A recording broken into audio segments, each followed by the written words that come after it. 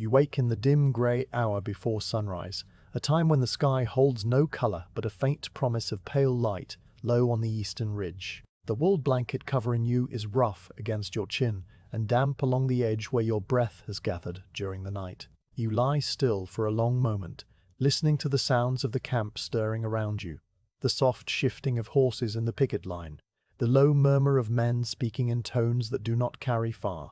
the distant clink of a bronze pot being set on a stone. The air smells of cold earth and wood smoke from the watchfire that has burned down to a bed of orange embers. You push the blanket aside and sit up slowly, feeling the chill of the morning settle on your shoulders through your tunic, and you reach for your woolen cloak, folded beside your head, its fibers stiff with dew. Around you the cavalry tents rise in neat rows, low leather structures that gleam dully in the half-light.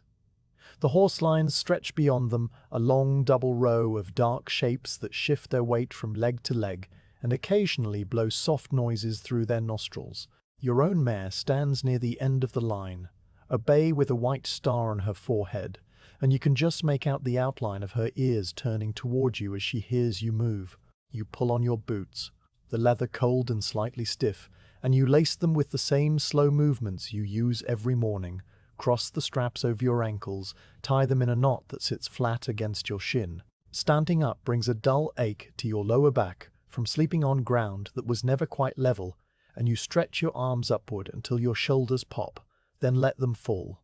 The decurion is already awake, sitting on an upturned bucket near the remains of the central fire. He holds a cup of something hot that steams in the cool air, and he nods to you as you approach, a single slow dip of his chin that serves as greeting and summons both. His voice is low, and even when he gives the day's orders, a quiet string of words that describe the route you will ride, the landmarks you will note, the distance you should cover before turning back. There is no urgency in his tone, no edge of command beyond the simple expectation that you will do as you have done many times before. You listen with your hands tucked into your armpits for warmth, your breath visible in small clouds. And when he finishes, you nod once and turn back toward the horse lines. The mist is beginning to rise from the grass, thin white sheets that hover at knee height and move slowly across the camp like water finding its own level.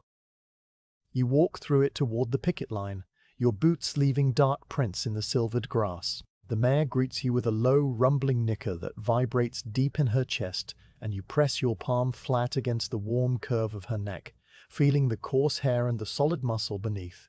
She smells of hay and animal warmth and the faint sweetness of crushed grass. You untie the lead rope and lead her to the spot where your saddle sits on its wooden rack,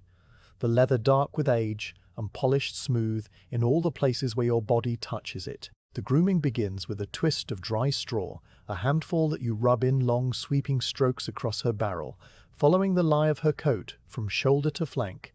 The straw lifts away dust and dried sweat, leaving the hair beneath it slightly shiny. You work methodically, moving around her with the quiet patience of a task that has no need for speed, and as you brush, you talk to her in a low murmur, not words exactly, but a soft stream of sound that she seems to understand well enough. Her ears swivel backward to catch your voice, then relax outward to the sides, a sign of contentment that you have learned to read over the years you have spent together. You lift each hoof in turn, bracing her leg against your thighs. You pick out the dirt and small stones with a curved iron tool. The frog of each hoof is cool and slightly spongy under your thumb, and you check for any sign of bruising or crack, finding none, just the healthy grey-black surface that means she is fit for a long day. She stands patiently, her head drooping a little, one hind leg cocked so that the tip of her hoof barely touches the ground.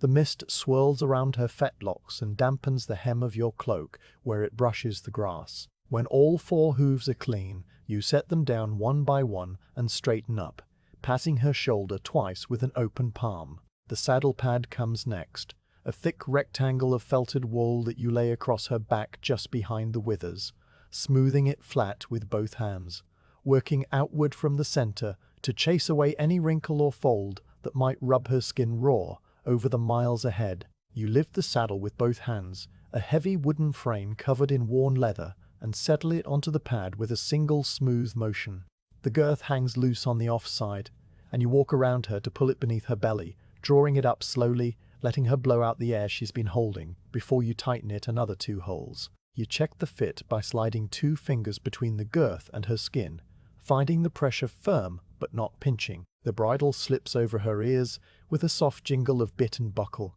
and she mouths the metal automatically, working it into a comfortable position as you adjust the cheek straps. By the time you finish tacking up, the sky has lightened to a uniform grey that holds the promise of sun somewhere above the cloud layer. The mist is thicker now in the low places, filling the hollows and lying in bands across the flat ground. You lead the mare to the cook fire, where a large iron pot hangs from a tripod, its contents bubbling slowly with a smell of boiled barley and a trace of salt.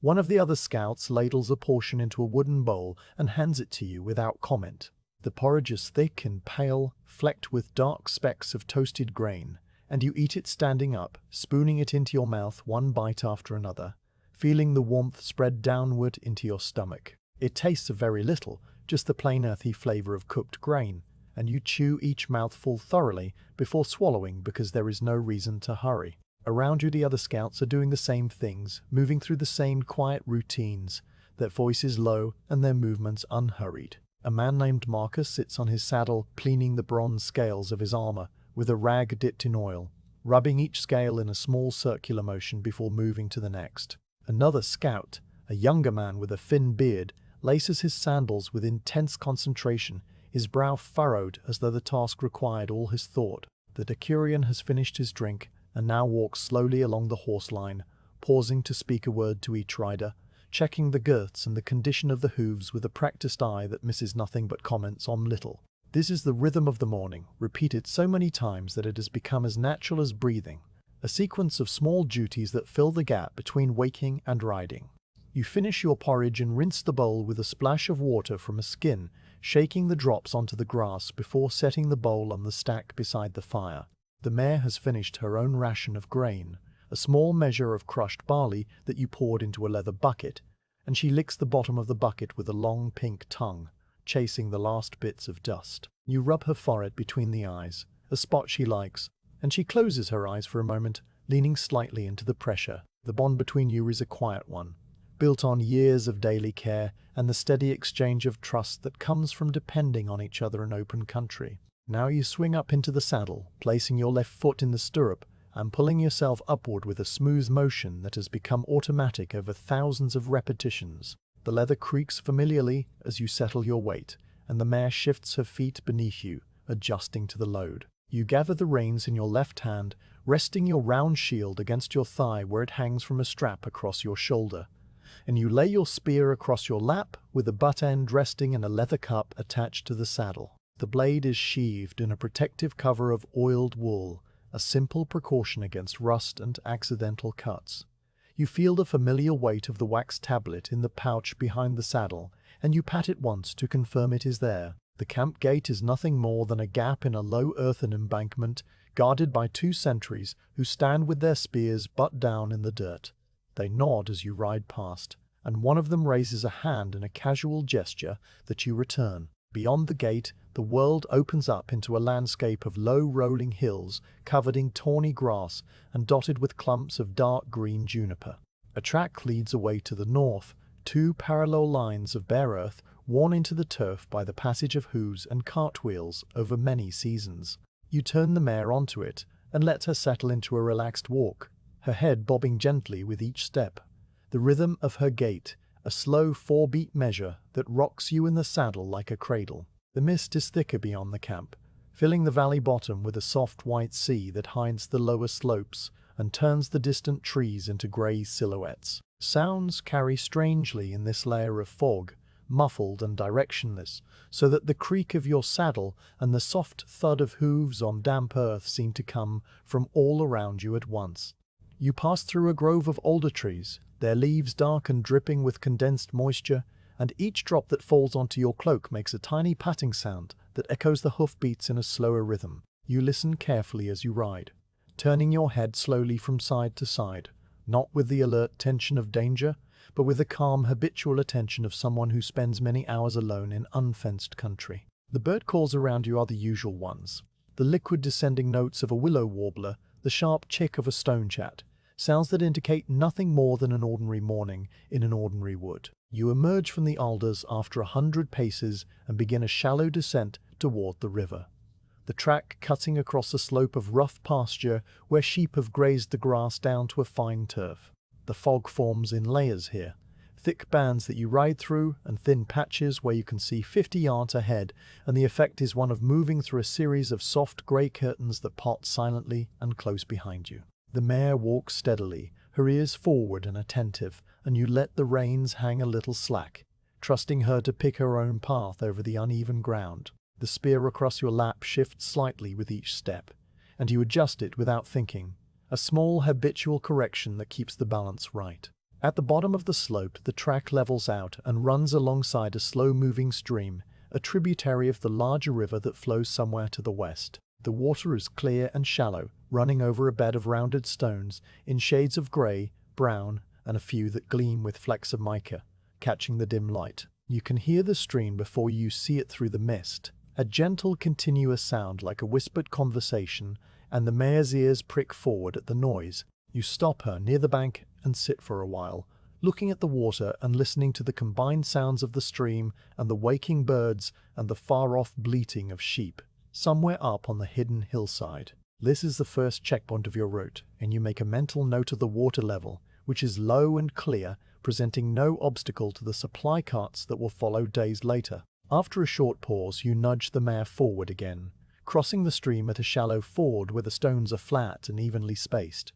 The water splashes softly around her fetlocks, and she lowers her head to drink as she walks, sucking up mouthfuls without breaking stride. You let her take what she wants, and then she lifts her head and shakes it once, spraying droplets that catch the light for a brief moment. On the far bank, the track rises again, climbing a gentle incline between stands of gorse that smell faintly of coconut in the damp air, a sweet, unexpected scent that always surprises you no matter how many times you pass this way. The yellow flowers are just beginning to open, a few bright spots of color in the grey-green mass of prickly branches. The fog begins to thin as you climb, turning from a dense white blanket into a translucent haze that allows you to see the shape of the land ahead. The sun is somewhere above the cloud, and the light is growing stronger, filtering through the mist in a diffuse glow that softens every outline. You can make out the dark line of a conifer wood on the next ridge, and beyond it, the suggestion of higher hills,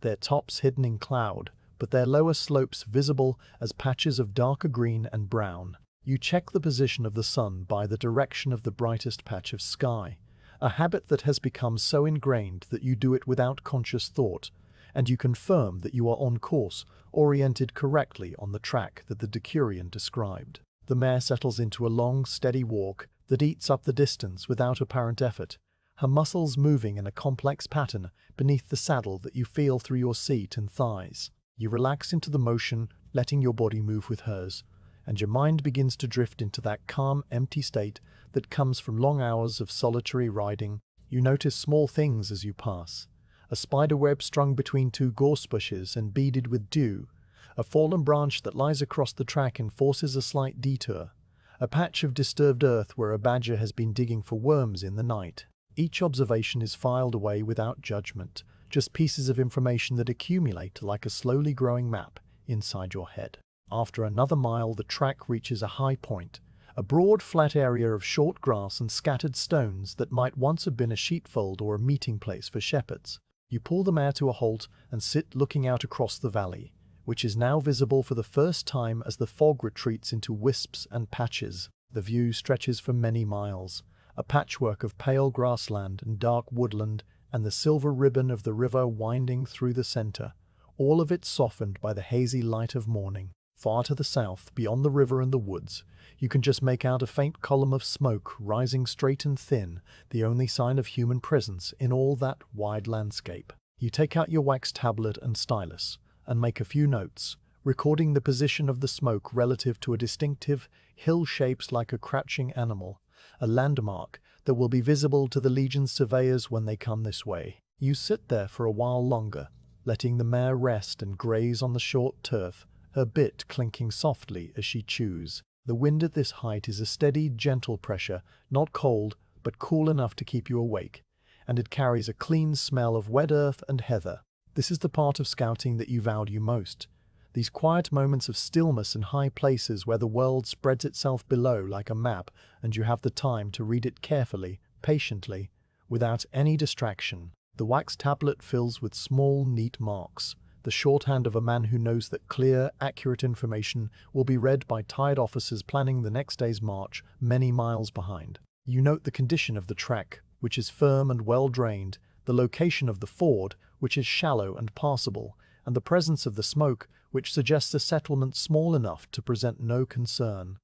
When you are satisfied, you close the tablet and return it to the pouch. The descent from the high point is gentle, a long, gradual slope that leads down into another valley, this one narrower and more wooded than the last. The sun breaks through the cloud as you ride, sudden shafts of pale light that sweep across the hillside and turn the wet grass into a sheet of tiny sparkles. The mare flicks her ears as the light touches her, and you feel the slight increase in warmth on your shoulders, a welcome change after the chill of the early morning. You loosen your cloak a little, letting it fall open, and you shift your weight in the saddle to ease a slight stiffness in your right hip. The track enters a wood of mixed oak and hornbeam, the trees tall and straight with trunks covered in grey-green lichen, their branches meeting overhead to form a canopy that filters the light into soft green shade. The air here is cooler and still, smelling of leaf mold and damp bark and the faint peppery scent of wild garlic growing in the undergrowth. The mare's hooves make a deeper, duller sound on the leaf-covered earth,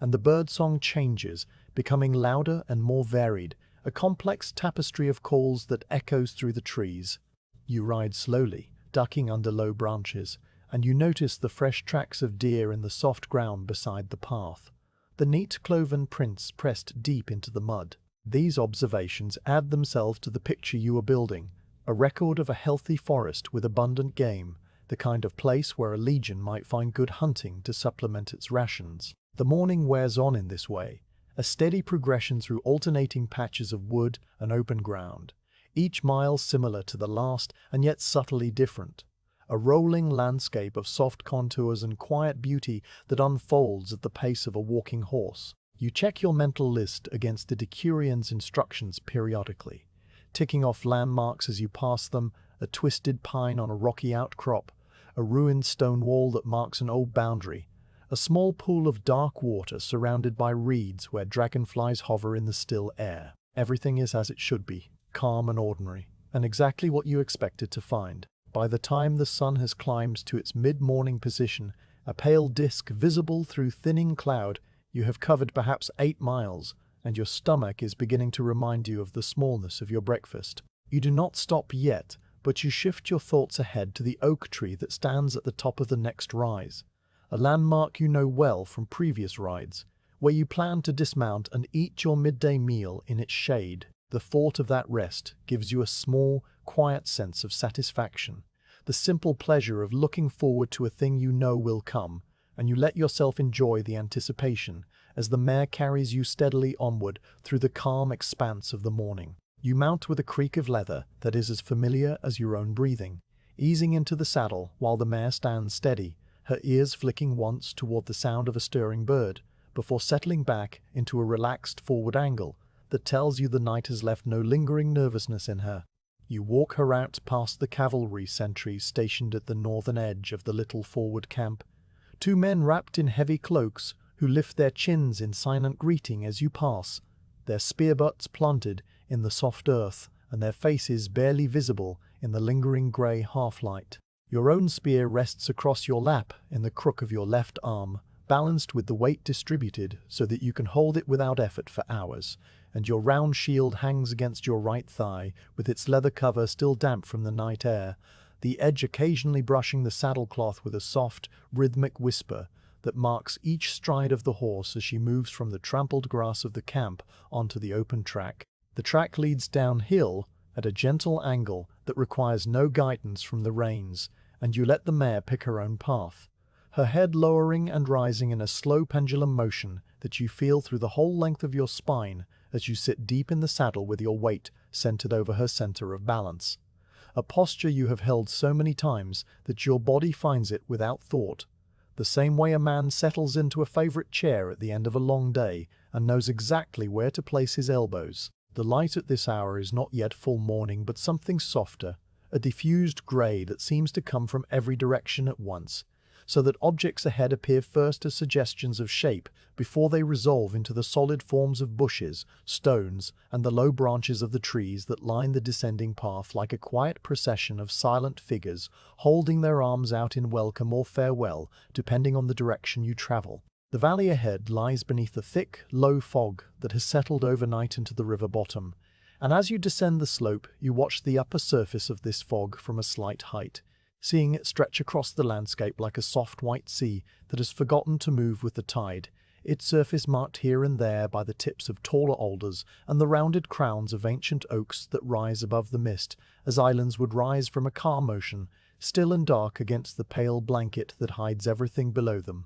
The sight is one you have seen in a dozen different valleys across the provinces, and it always brings the same quiet feeling of stepping from one world into another, leaving behind the waking camp with its low voices and cook smoke and entering a place that belongs entirely to the mist and the slow, deliberate rhythms of the early morning, when even the birds are not yet fully committed to song. As the track levels out of the base of the slope, the fog closes around you with a gentle, weightless embrace that softens every edge and mutes every color into a narrow range of gray, silver, and the deep wet brown of the tree trunks that appear suddenly beside the path, their bark darkened and textured with a fine coating of moisture that glistens faintly in the light that manages to filter through the mist from somewhere above where the sun is climbing unseen. The temperature drops by a subtle but noticeable degree,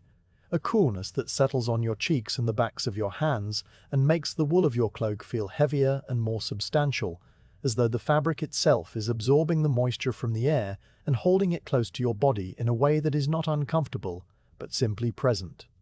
Another sensation added to the long list of small things a scout notices when he rides alone through country he has not yet reported on. The sounds of your passage change the moment you enter the fog, the hard clop of hooves on packed earth giving way to a softer, deeper thud as the track turns to damp soil cushioned by centuries of fallen leaves that have broken down into a dark, springy mat, each hoofbeat producing a sound that is more felt than heard, a low vibration that travels up through the mare's legs and into the saddle frame, and then into your own bones, becoming a steady, soothing measure that you can taint, not as it for perhaps soundful tronic better with fun true death there if there's key thoughts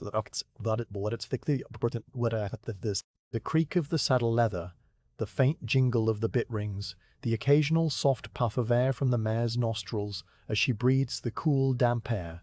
All these noises combine into a quiet tapestry of sound that has no beginning and no end, just a continuous presence that fills the silence without breaking it,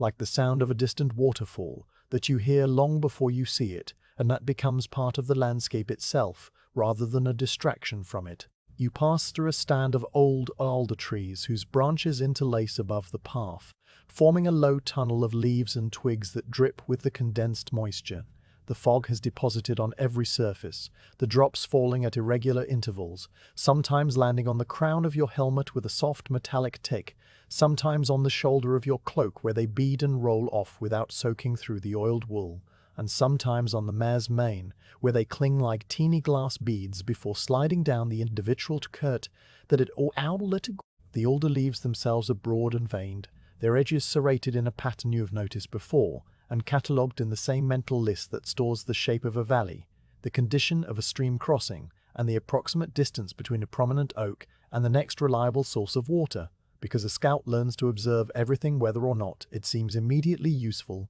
and the shape of a leaf can tell you about the soil, the moisture, and the season just as clearly as any written report. The track instead of Quetameti, a travelling to the Reben site within Walter's Bating summer and winter pastures, perhaps by someone even older, whose name and purpose have been completely forgotten, but whose decision to walk this particular curve around this particular close slope now guides the hooves of a Roman cavalry mare, and her rider. A connection across time that you are aware of in a vague witslate that some way did its tained up to his and the smuddums the street grex to Winterven, and the train to thine is in addition meted at quite a stein brightness against the muted graces of the misty woodland, and you see a single deer standing at the far edge of the clearing, a dew with had motionless isible six-fate-fleld at 12-gulning tolbekemrik, so we salvage for a minute mind of a fine government. The bottle was just bifurcation little into the fight baidex to Tibet bebased to the stedda. The fog closes in again after the clearing, thicker now as you approach the river, and you feel the moisture beading on your eyebrows and the fine hairs of your forearms where your tunic sleeve has pulled back slightly, a sensation that is neither cold nor warm, but simply wet in a way that reminds you of the bathhouse steam back at the permanent fort, except that this steam is cool and smells of earth and green things instead of heated stone and olive oil. The mare's coat has darkened to a deep, glossy brown from the accumulated damp, and when you reach forward to pat her neck, your hand comes away wet, the water transferring to your palm in a thin film that you wipe absently on the wool of your cloak, where it will dry in its own time, without any help from you. The river appears first as a brightening of the grey light ahead, a sense of open space before the fog allows you to see the water itself, and then you are at the bank, looking down at a stream that is wider than you expected, but not deep, running clear over a bed of rounded stones, the colour of honey and pale grey, the water so transparent that you can count the individual pebbles on the bottom and see the long waving strands of waterweed that trail downstream, creamed combed by an invisible hand. You dismount carefully, your boots sinking slightly into the soft mud of the bank, and you lead the mare down to the water's edge where she drinks with long, slow pulls, her muzzle submerged to the nostrils and her throat working in a steady rhythm that you watch without thinking about anything in particular. Your mind is still and quiet as the fog that wraps around you both while the river continues its unhurried passage over the stones, a sound so soothing that you could stand here for an hour and never grow tired of hearing it, though you might have fought with the Ginsbath and the Quiggerage You let her drink until she lifts her head of her own accord, water dripping from her chin in a brief silver cascade, and then you remount with the same creak of leather that began the morning, and turn her upstream to follow the river toward the open country that waits beyond the far edge of the fog, still hidden but drawing closer with every slow, measured step. The fog begins to loosen its hold on the landscape after another mile of steady walking, not lifting all at once but thinning in gradual stages, first becoming a translucent haze that allows you to see the shapes of bushes and the outlines of distant trees, then pulling apart into drifting ribbons of white that trail across the track like the last strands of a dream you are not quite ready to leave. The mare's ears, which have been relaxed and slightly drooping, now prick forward with a mild interest as the world opens around her, and you feel a subtle change in her stride, a lengthening of the neck and a slight increase in the swing of her shoulders that tells you she is glad to be out of the close, dripping woods and into air that moves freely across open ground. You pat her neck once, a brief touch of palm against warm, damp coat, and then you let your hand resume its resting place on the saddle's front arch, where the leather is worn smooth from years of that same absent gesture. Ahead of you the land spreads into a wide expanse of rolling grassland, the kind of country that looks flat from a distance, but reveals its gentle undulations as you travel across it, each shallow fold and low rise hiding and then revealing the next stretch of open ground in a slow, patient unrolling that matches the pace of a walking horse. The grass here is not the short-cropped turf of a sheep pasture, but a taller, wilder growth that reaches halfway up the mare's cannon bones, a mixture of pale green stems and the darker bluish blades of fescue, all of it dotted with clumps of broom whose yellow flowers are just beginning to open in the warming light, and scattered thickets of gorse that carry the faint, sweet smell of coconut on the slight breeze that has sprung up now the fog has retreated. The colours of the morning are softer here, the grey of the mist giving way to a pale gold as the sun burns through the last high veil of cloud, and everything is touched with a faint shimmer of moisture that will be gone within the hour, evaporated by the same sun that is now warm enough to feel on your shoulders through the wool of your cloak. You slow the mare to an even more relaxed walk, holding the reins with a light contact that asks nothing of her beyond the continuation of her own chosen pace, and you begin the quiet, automatic work of a scout moving through open country, the same work you have done 100 times on 100 different mornings across provinces whose names blur together in your memory, but whose landscapes remain distinct and clear. Each one a separate picture stored in the part of your mind that holds the shapes of hills and the patterns of streams. Your eyes move across the terrain in a slow, systematic sweep from left to right, pausing at each notable feature: a lone thorn tree twisted by the prevailing wind, a patch of darker green that might indicate a spring, or a patch of wet ground, the distant, barely visible line of the track as it continues its way toward the low wooded hills that rise on the northern horizon, their slopes a uniform dark green against the paler sky. You count the mare's hoofbeats in groups of 4 without any conscious decision to do so, a habit that has become as ingrained as the way you check the position of the sun or the direction of the wind. And as you count, you use the rhythm to estimate distance, knowing from long experience that the mare covers a little more than 4 Roman miles in an hour.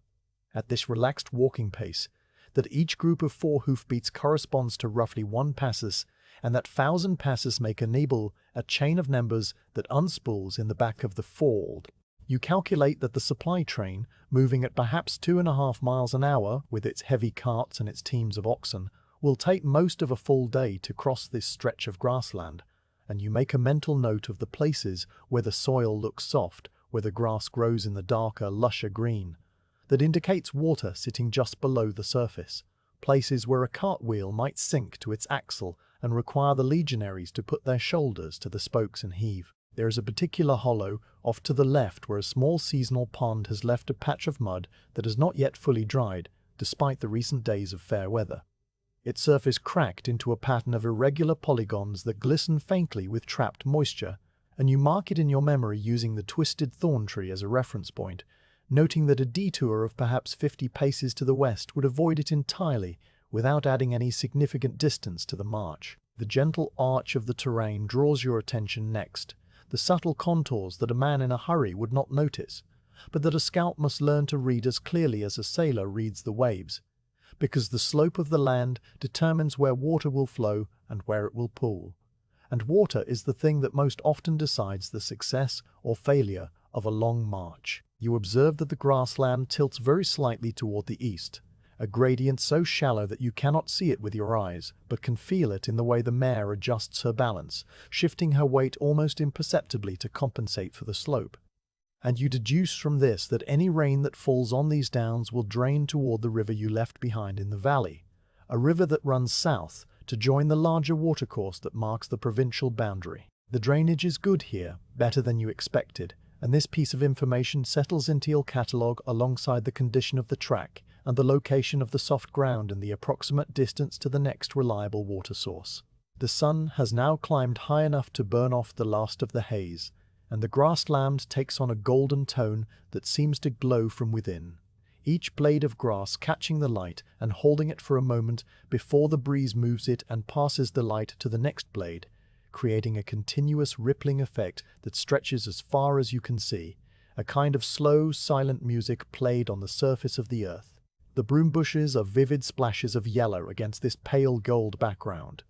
and the gorse adds its deeper, almost orange shade, and the whole scene is so quiet and so calm and so completely empty of any sign of human presence that you might be the only person in the entire world, riding alone across a land that has not changed in the 1,000 years and will not change for 1,000 more. A thought that is not lonely or sad, but simply peaceful, a recognition of your own kells and grab. After perhaps half an hour of this steady progress across the open ground, you become aware of a new sound threading itself into the quiet background of wind and hoofbeats, a faint, liquid, continuous murmur that you recognize before you can see its source as the voice of running water, small and shallow and close by. The mare recognizes it too, her ears swiveling forward and her stride quickening by a fraction, and you let her follow her instinct, keeping the reins loose while she angles slightly to the left and leads you toward a shallow depression in the grassland that you would not have noticed from a distance, a slight fold in the earth that has been invisible until you are nearly upon it. As you draw closer, the sound of the water clarifies into distinct notes. The gentle burble of a small stream moving over stones, the occasional soft plash of a tiny waterfall where the water drops a few inches from one level to another, and the general sense of coolness and freshness that always seems to gather around running water in open country. The stream reveals itself as a narrow ribbon of clear water, perhaps 3 paces wide at its broadest point, winding across the plain in a series of unhurried meanders that loop back on themselves before straightening out and then looping again, the kind of watercourse that has been here since the ice melted and will be here long after every road the Legion builds has crumbled back into the earth. The banks are low and grassy, undercut in a few places where the current has nibbled at the soil, and the bottom is visible from the surface, a bed of rounded stones in every shade of brown and grey, and a few that catch the sun and gleam with flecks of mica, the whole array of colours looking as though it has been carefully arranged by some patient hand, though of course it is only the work of water and time, and the infinite slow tumble of stones against one another. The water itself is so clear that you can see every detail of the bottom, the way the stones overlap and nestle together, the thin strands of green water weed that wave in the current like ribbons tied to the stones, the occasional tiny silver flash of a minnow darting from one shadow to another, and the overall impression is one of perfect crystalline purity, a thing that asks nothing of you but rewards your attention with a quiet, steady beauty. You dismount with the familiar creak of saddle leather and the dull thud of your boots hitting the turf, and you lead the mare down to the bank, letting her pick her own spot to drink, which she does with her usual calm deliberation, lowering her muzzle to the water and sucking it up in long, slow draughts that you can hear as a soft, rhythmic gulping sound overlaid on the burble of the stream. You loosen the girth by a single hole to give her comfort, and then you leave her to drink in peace while you walk a few paces upstream to a flat rock that juts out slightly over the water, a perfect natural platform for a man who wants to refresh himself after a morning of riding through mist and sun. You crouch down on the rock, placing your spear on the ground beside you and pushing your shield around to your back so that it does not get in the way,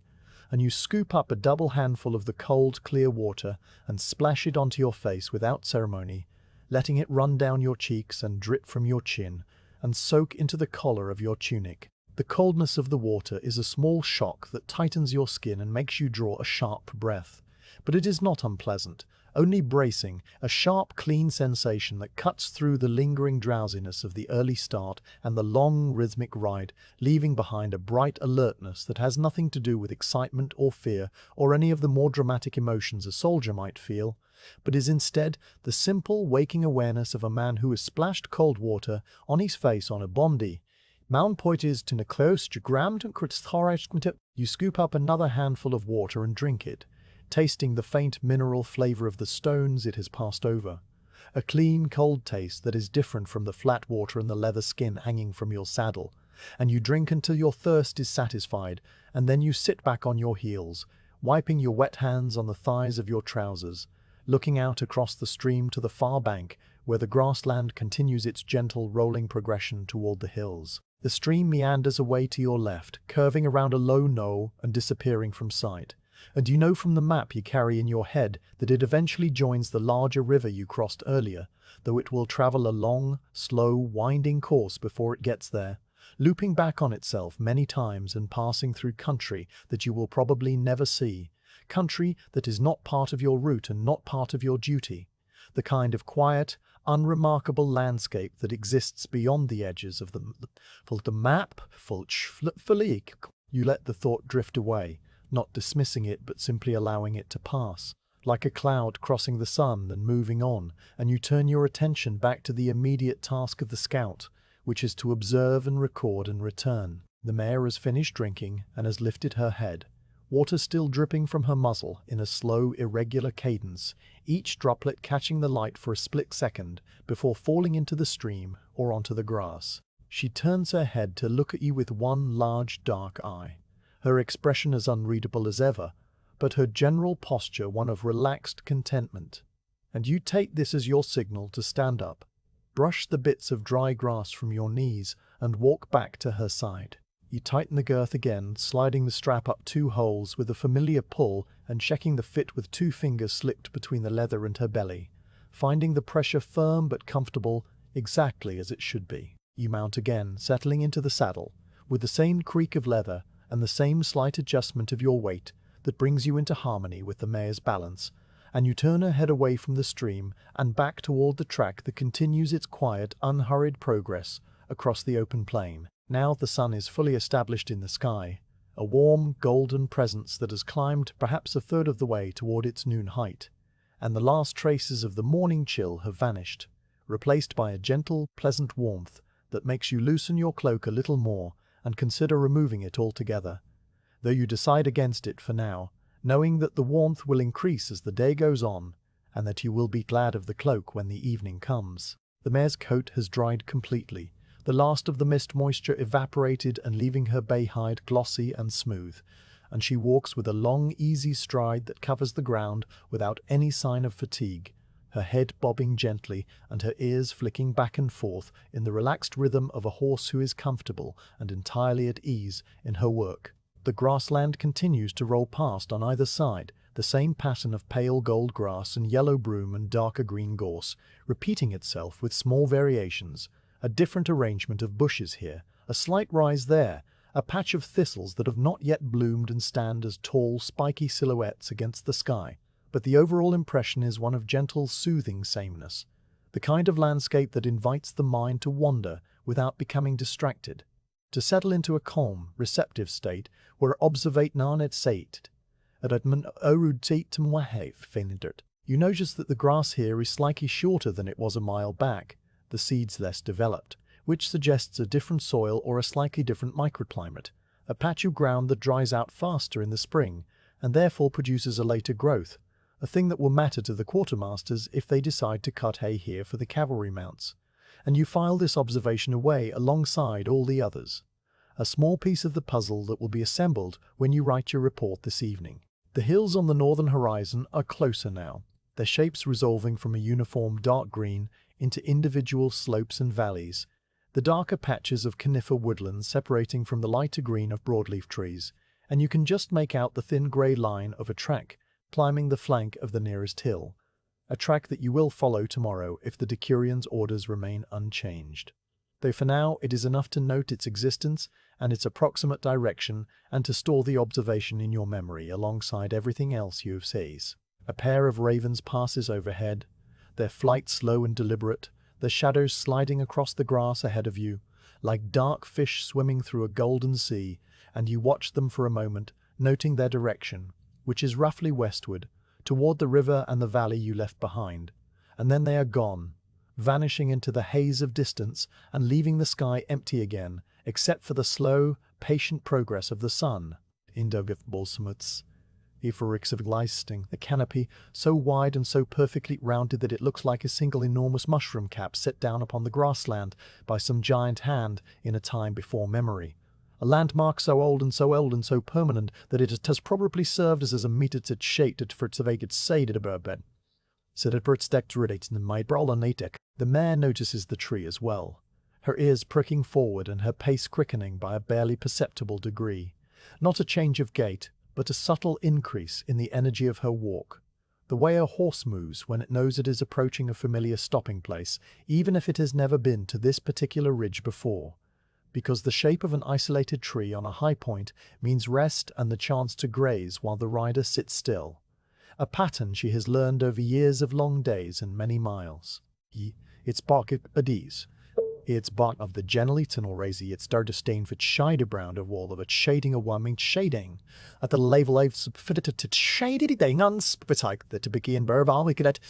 farm that the like that's fine the molokai will be like chip live a bike to set a bomb bit in fine to a further bit that. As you draw closer you see the stone, a flat slab of grey rock that protrudes from the turf at the base of the trunk, partly covered on one side by a thick cushion of bright green moss that has grown over the centuries into a soft, springy mat the colour of crushed emeralds, and the exposed portion of the stone is worn smooth, almost polished, by the press of countless bodies sitting and lying and shifting their weight while they ate their midday meals or waited out the hottest hours or simply rested their long walk across the pillar clade. The stone has a slight natural incline that would make it a comfortable backrest if a person were to lean against it, and at its base the grass has been eaten down to a fine, close turf by the sheep that must graze here in the spring and autumn, leaving the ground firm and clean and free of the prickly weeds that grow in less frequented places. The whole arrangement is so perfectly suited to a traveller's needs that you feel a quiet sense of welcome as you approach, the same feeling you might have when arriving at a way station on a Roman road. a sense of arriving at a place that has been prepared for you by someone who understood what you would need long before you knew you needed it. You in the mare to color beladings carboned.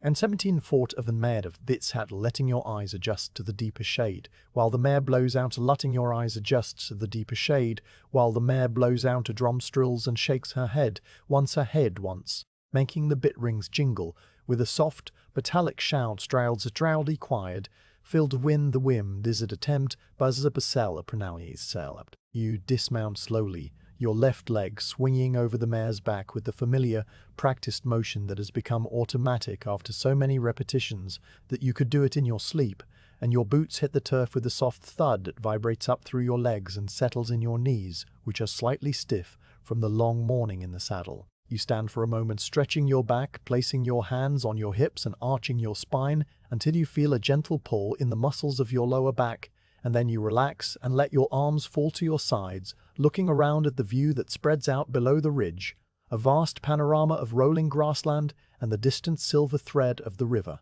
and the far-off dark line of the hills you will ride toward, all of it shimmering in a heat haze that has risen as the sun climbed to its highest point, and now makes the horizon dance like a rexlix and by that a dad na. The mare nudges you gently with her nose, a soft insistent pressure against your shoulder that means she knows this is a stopping place, and she would like to be released to graze, and you turn and rub her forehead between her eyes, pressing your thumb in a small circle against the flat bone of her skull just below the white star that marks her face.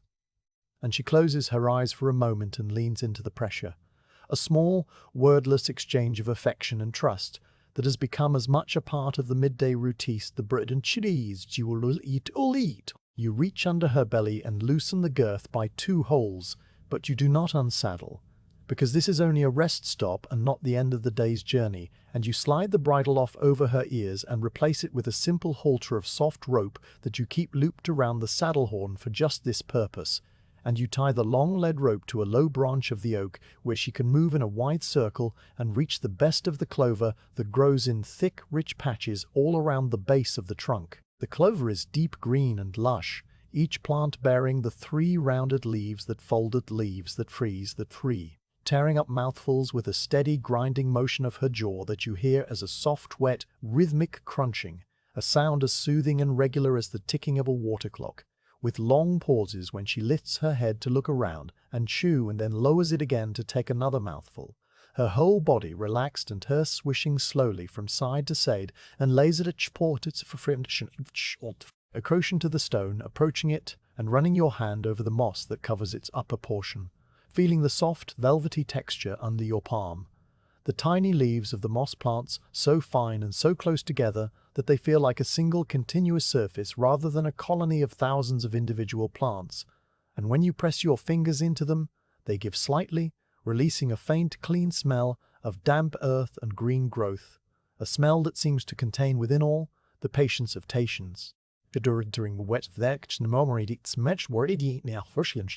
you sit down on the bare portion of the stone, the part that has been worn smooth by all the travelers who came before you, and you find that it fits your body perfectly. The slight hollow in the center cupping your seated bones and the gentle slope supporting your lower back so that you can lean against the trunk of the oak with your legs stretched out in front of you and your feet crossed at the ankles, a position of complete effortless comfort that you settle into with a long, slow exhalation. From your seated position you can see out across the grassland through a gap in the lower branches, a natural window that frames the view like a painting. The golden grass and the darker clumps of broom and gorse and the distant haze all arranged as though some careful artist had composed them for your private enjoyment.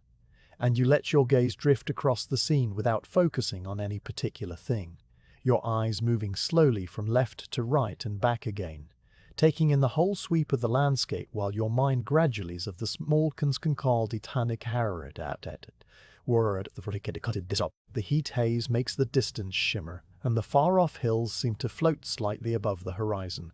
their bases hidden by a layer of heated air that bends the light and blurs the sharp edges of the world into a soft, dreamlike pastel that is very beautiful and very peaceful and completely without any feature that demands your attention or your action. You reach into the leather pouch that hangs from your belt and bring out your midday meal, which is wrapped in a square of clean linen cloth and tied with a piece of twine, the knot coming loose with a single pull that you perform slowly, taking your time with each small movement, because there is no reason to hurry and every reason to stretch out this quiet hour for as long as it will last. Inside the cloth you find a portion of hard wheat bread, a dense, dark loaf that was baked 3 days ago in the clay ovens of the Legion's main camp and has been carried in your saddlebag ever since, growing gradually drier and chewier with each passing day, but losing none of its fundamental nourishment. And beside the bread there is a small wedge of white cheese, slightly crumbly at the edges and beaded with tiny droplets of oil, where the warmth of the afternoon has begun to soften it.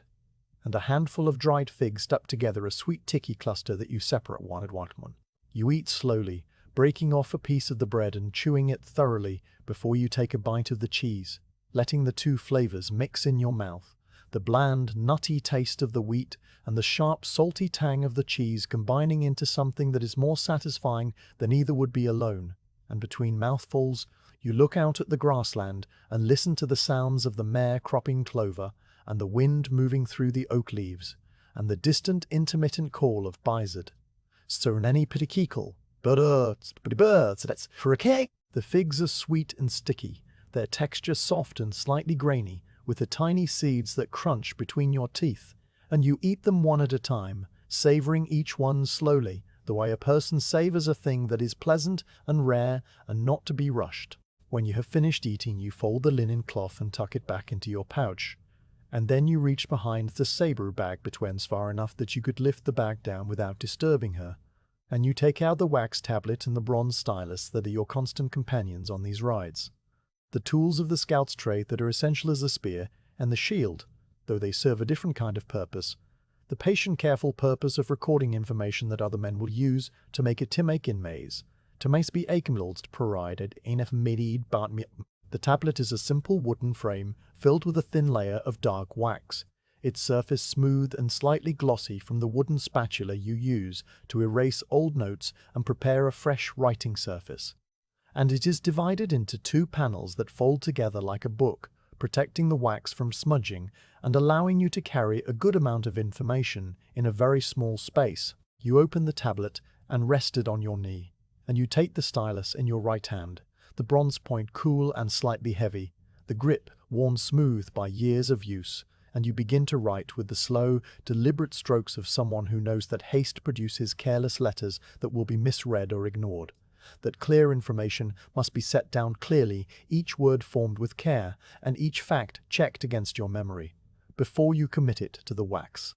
And so you work at the pace of the pen. You mark the position of the oak tree relative to the twisted thorn and the stream crossing and the shape of the hills on the northern horizon, using the simple, standardized descriptions that every scout in the cavalry uses, a language of distances and directions and landmark descriptions that has no room for poetry or personal reflection but serves its purpose perfectly, a tool as precisely designed and as carefully maintained as any sword or saddle. Next you note the condition of the stream crossing, the width and depth and bottom composition, and the approach angles on both banks, all the details that a supply train officer would need to know to decide whether the carts can cross here or must detour. And then you add a brief description of the soil just north of the tree, which you dug up with the point of your boat while the mare was drinking from the stream an hour ago. A sample of reddish-brown loam that crumbles easily between the fingers and indicates good drainage and footing, the sort of soil that would but cannot skirt the hulk.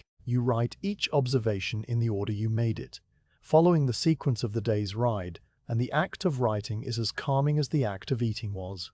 A slow, repetitive motion of the hand that occupies just enough of your mind to keep the rest of it still, the same quiet stillness that settles over a man when he is fishing or whittling, or doing any small, careful task that requires attention without demanding anxiety. The stylus scratches softly against the wax, a sound that is barely audible over the hum of the wind and the oak leaves, in the steady munching of the mare and the gentle, pervasive quiet of the afternoon.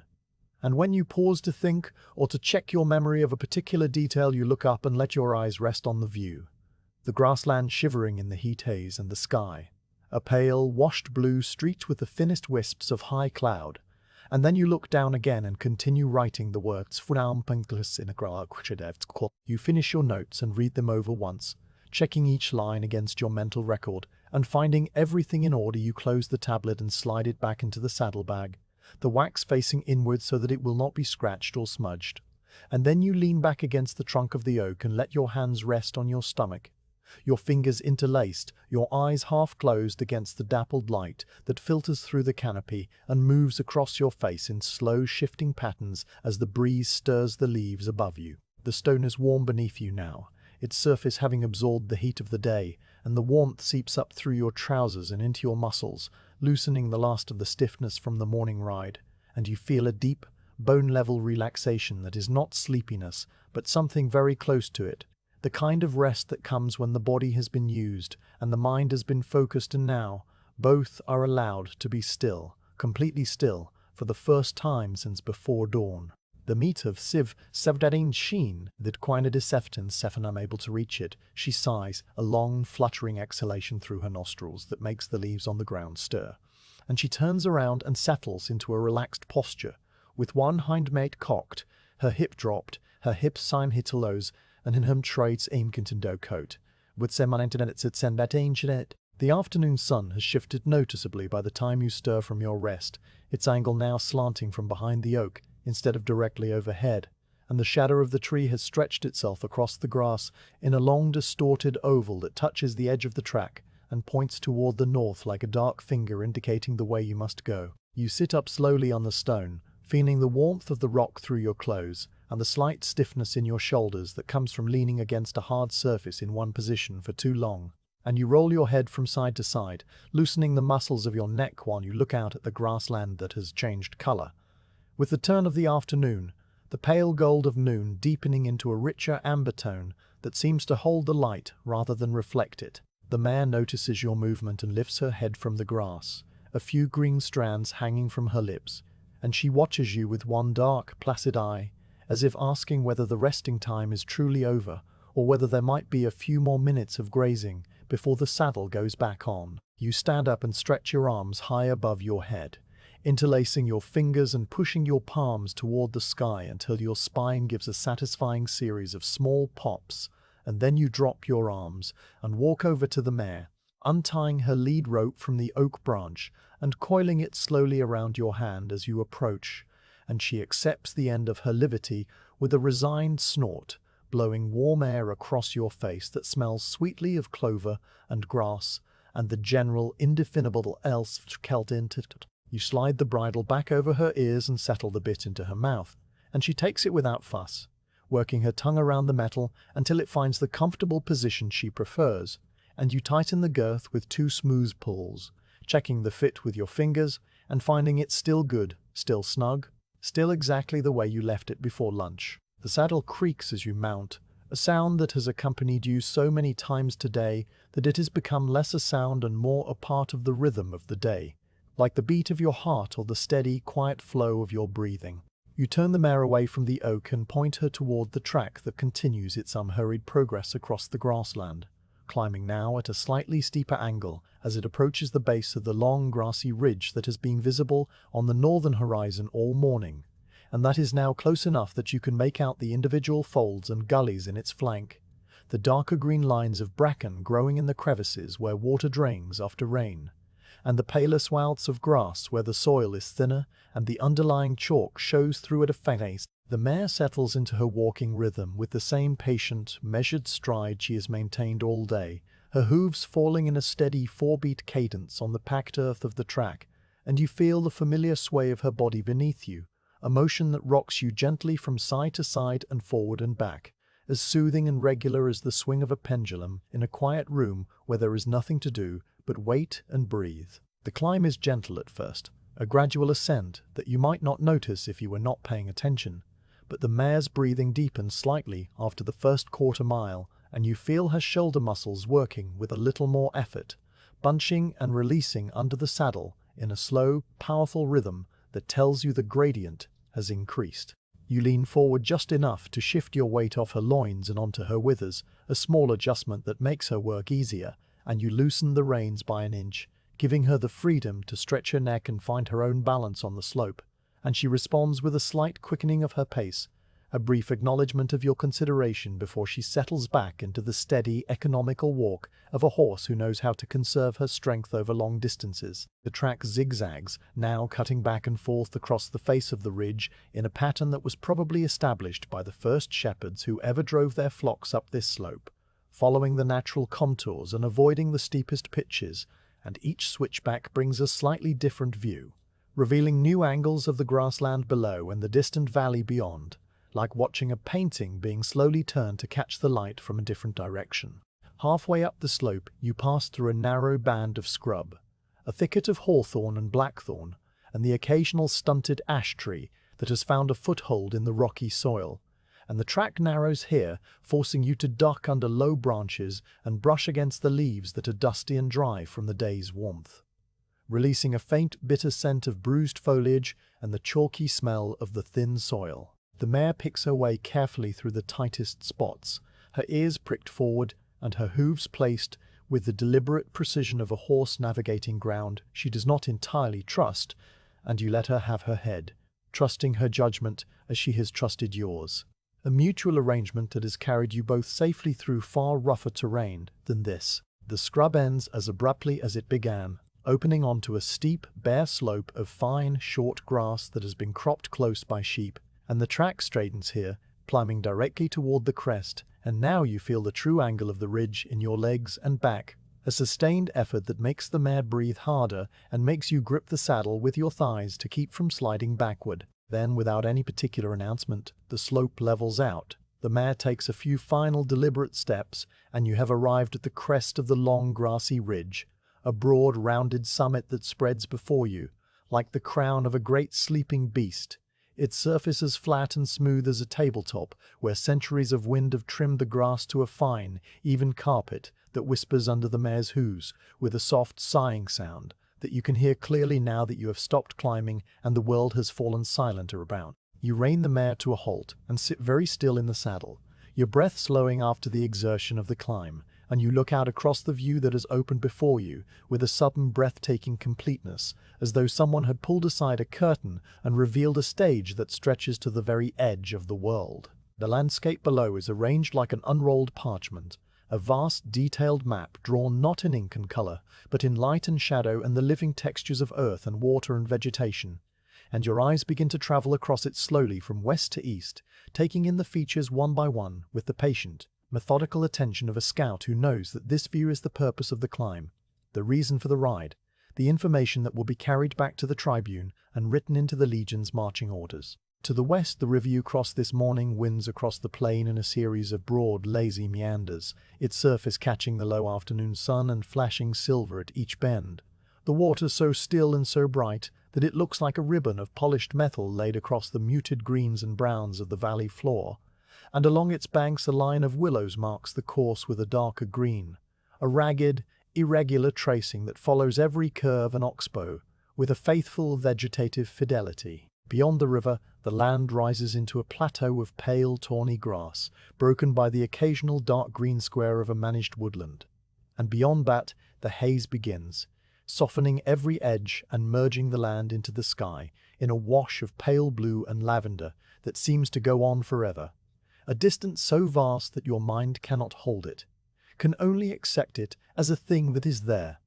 immeasurable and calm. You shift your gaze toward the north, directly ahead of your position on the ridge, and there you see the dark green line of a conifer wood, a dense stand of tall, narrow trees that march across the lower slope of the next hill in a straight, deliberate column, their tops almost black against the paler sky and their sides so thickly grown that no light seems to penetrate their interior, creating a wall of shadow that stands out starkly from the surrounding grassland. The wood must be planted, you think, though whether by the farmers who live in this region or by some natural accident of wind and seed, you cannot tell from this distance. And the distinction does not matter for your purposes, because what matters is that the wood is there, a landmark as clear and as permanent as any stone tower, visible from miles away and useful as a point of reference for any mapmaker who will come this way after the legion has passed. You note its position relative to the river bend, and the ridge you are sitting on, fixing the lines of triangulation in your memory as carefully as if you were drawing them with a stylus and a straight edge. and you trace the line from the wood to the next notable feature, a small round hill that rises alone from the plain, its shape so perfectly symmetrical that it might be a burial mound from some older, forgotten people, a silent monument that has watched the centuries pass without comment. And it might lead to another valley, and another province, another was the sign peasants heimaters striden and pride ye first, for to be tribaldens ordering before the Seidelbaum. Running with a sidle batamati Cavalry Campsite. You watch eyes wie jebs that my these sheep could crime to crevness event qua committing good hay shabies of trainings would find that for this none workings by that so would is not. That it seemed like a toy village, the model of Strillum Lime, laid out for your inspec Emperor Robbie Wiggles, back like Mike Michael the still bout that Michael's neck fee big might me might bust this car but for lamb to the lake, but the wind at this height is a constant, steady presence, not a gusting, unpredictable wind, but a smooth laminar flow that has crossed the open grassland for miles without encountering any obstacle, and it presses against your back with a gentle, insistent pressure that makes your cloak billow forward and wrap around your arms, and it makes a low, continuous sound, not a howl or a whistle, but a deep, resonant hum, like the note of a very distant organ pipe, held for a very long time. The mare feels it too, her mane streaming sideways and her tail lifted slightly, and she stands with her head turned into the wind, her nostrils flared wide to catch every scent it carries, the dry, dusty smell of the grass on the ridge, the faint, sweet hint of the clover you left behind at the oak tree, the distant, almost imperceptible odor of wood smoke from the village, and the clean, cold smell of the higher hills that rise somewhere beyond the horizon, too far to see but present in the air, as a kind of world that could to me could be that you dismount carefully on the summit, swinging your leg over the mare's back and dropping lightly to the grass that feels springy under your boots, as though the roots of the grass have woven themselves into a thick, resilient mat that cushions every step, and you stand beside the mare with one hand resting on her warm neck, feeling the strong, steady pulse of blood moving under her skin, a rhythm that matches the rhythm of the wind and the slow, patient turning of the earth beneath your feet. Your gaze continues to drift across the panorama, moving from the river to the wood to the village and back again, and with each pass you notice something new, a small detail that had escaped your first look, a narrow track that leads from the village to the river and disappears into the willows, a patch of lighter green on the hillside that might be a clearing or a rockfall, a pair of birds circling high above the conifer wood, their wings motionless as they ride a thermal upward into the blue. You breathe in slowly, filling your lungs with the clean, dry air that smells of warmer the tend of the talk that lies just under the thin soil of the ridge, and as you exhale you feel a sense of deep, quiet satisfaction settling into your chest, not the satisfaction of achievement or victory, but the simpler, purer satisfaction settling into your chest, not the satisfaction of achievement or victory, but the simple, purer satisfaction of having come to a high place and saying what's it, and the slayer what mutating so pigmatic the things that they come of the tomposting that this and the unident greet they've a prement the location of the conifer wood relative to the round hill, the approximate distance from the ridge to the village, and you annotate there this gates as the same clear attained round that which brawl way winding used at the roll crests, umbu the millmate. Added the Vedal Ligan consigned to preserve the Ve the Colby but is tied with the Colby quietly. The afternoon wears on as you stand there, the sun sliding another degree toward the western horizon, and the shadows lengthening across the plain, the light turning from white gold to deep amber, and then, very gradually, to a warm reddish-orange that touches the tops of the hills and the underbellies of the few high clouds and paints everything in the soft, glowing colors of the late afternoon, the most beautiful and the most fleeting hour of the day, when the world seems to pause and hold its breath before the long, slow exhale quailed of evening. The mare shifts her weight and sighs, a long, fluttering exhalation that flutters her nostrils and stirs the grass at her feet, and you rub her neck again, feeling the fine, soft hair that grows just behind her ears, warm from the sun and slightly damp from the long climb, and you tell her in a low murmur that it is time to go, time to turn around and retrace your steps, time to carry the picture of this view back to the camp and the tribune and the waiting a journey that will down the Beluti. Strolled at a call, you mount one last time, settling into the saddle with the same creak of leather that has marked every transition of this day, and you turn the mare away from the view, pointing her head back toward the south and the long descending track that leads down from the ridge, through the scrub, across the grassland, past the oak tree and the stream and the Lolder Grove, to the camp and the evening meal and the simple, satisfying routines of the night. All of it waiting for you, and at the end of a ride that has been, from first light to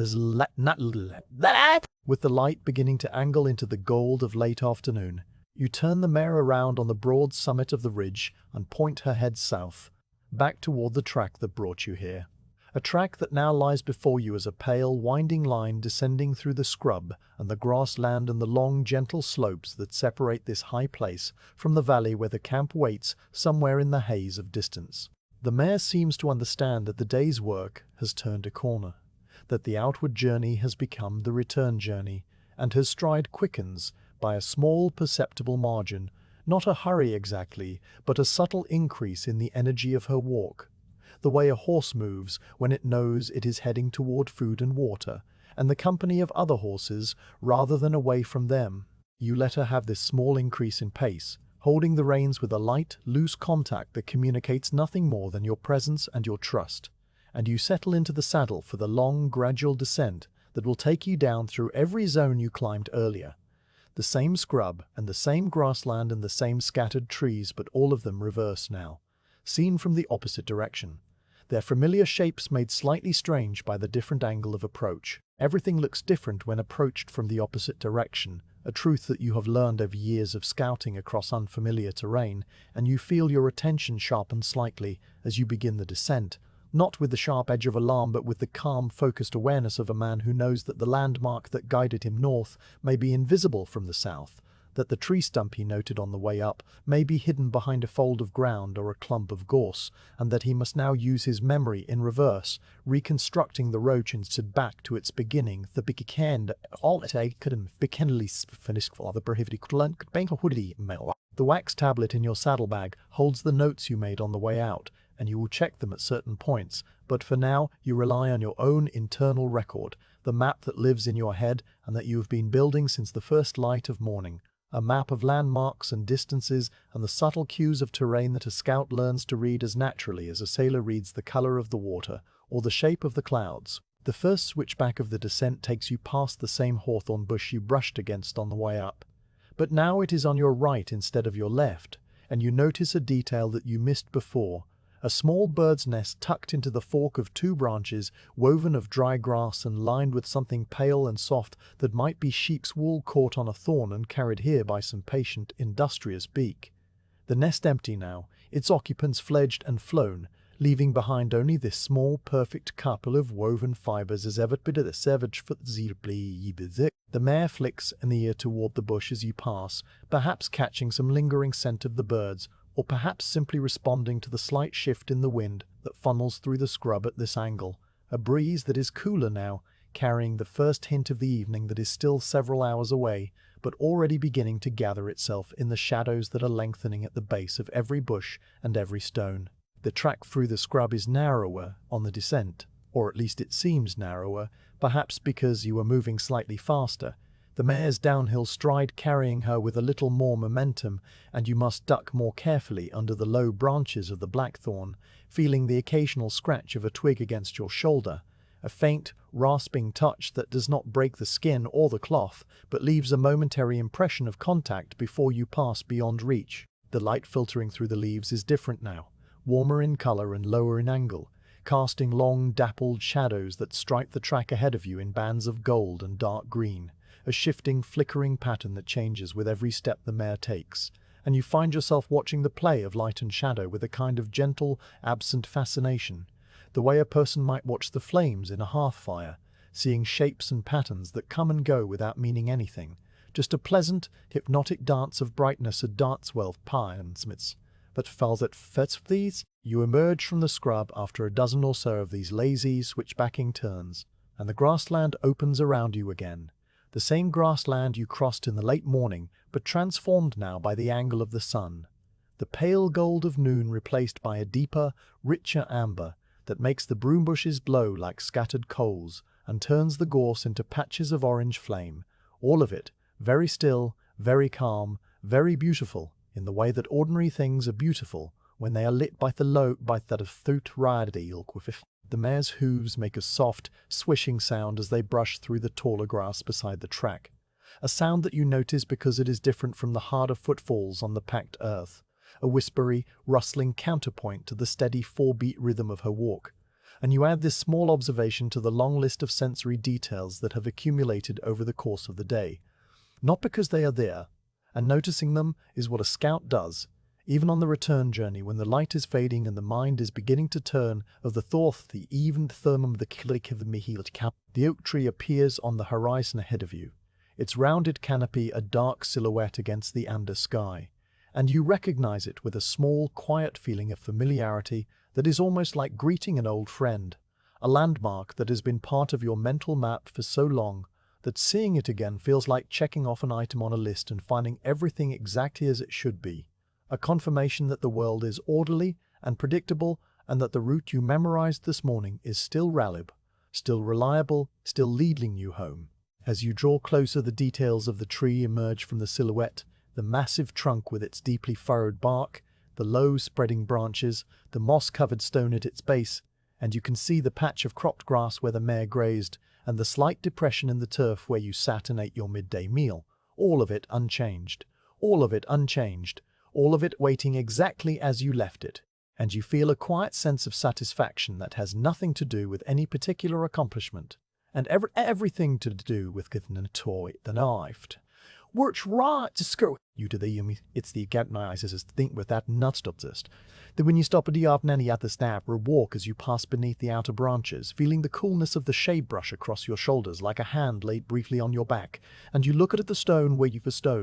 you sat, seeing the faint marks of the marks, some ochre, signs that slains that were way of the mole, at the raised boat and mepper rides. Beyond the oak, the track continues its gentle, rolling course across the grassland.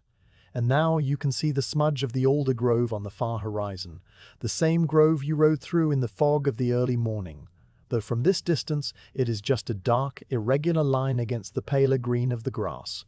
a landmark that marks the boundary between the open plain and the valley, where the river runs and the mist gathers and the camp waits somewhere beyond. The Asternikensivers the Enemisasean ping siming, mightum siffently ping safenikasiving walled slightly unreal, slightly too vivid, as though the world has been polished and set out for display, every blade of grass and every distant tree and every soft rounded cloud standing out with a clarity that seems too precise to be ordinary, too beautiful to last, and you let yourself enjoy it, this brief fleeting hour of perfect light, because you know it will be scout. But a soft pattering of rain begins as you cross back into the deepest part of the grassland, a shower so light and so unexpected that you do not notice it at first, mistaking the tiny drops for the brush of grass against your legs or the flick of an insect against your cheek. And when you do become aware of it, you look up and see that a thin veil of cloud has drifted across the sun, a grey, translucent sheet that has appeared from somewhere without, and the rain is falling from it. The tide rides come up by its most fat ear arcs, a chalks bottis and grace thing dies its semicles. The mare flicks her ears at the sensation, shaking her head once as though to ask whether this is really necessary, and then she settles back into her walk, accepting the rain with the same placid, uncomplaining patience with which she has accepted everything else this day. The mist and the sun and the climb and the descent, and now this gentle, passing shower that darkens the leather of your reins, one spot at a time, and fills the air with that fresh, clean smell of wet sage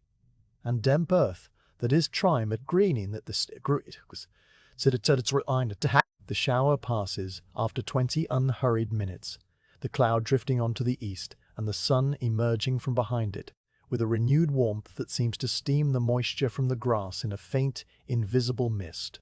And by the time the alder grove comes into clear view, the rain is gone and the world smells new-washed, and the sky ahead shows the first pale colors of the approaching evening. You re-enter the Buftinin, the Putsinis and Puridi Medan, and Mishnini the Ain-chiefs that pick out the details of bark and moss and the occasional glint of a spiderweb strung between two twigs, a web that was invisible in the morning mist but now catches the low sun and gleams like a filament of spun silver, A tiny perfect structure that some small spider sputtered low sun, again did stayed lulled at Zabilbilid. You crossed the stream at the same shallow ford where you drank and splashed your face in the cool of the morning, the water still running clear over its bed of rounded stones, and the mare lowers her head as she walks, drinking again with those same long, pulling swallows, the sound of her drinking blending with the sound of the water moving over stones to create a small, soothing chorus that you listen to, without thinking, without analyzing, just letting the sound wash over you the way the water washes over the stones, a continuous gentle process that has nuts jeep. The far bank is muddy from the rain shower, and the mare's hooves leave deep, distinct prints in the soft earth. Prints that fill slowly with water and then drain, leaving a small wet crater that might puzzle some later traveler who was not here and did not see the rain.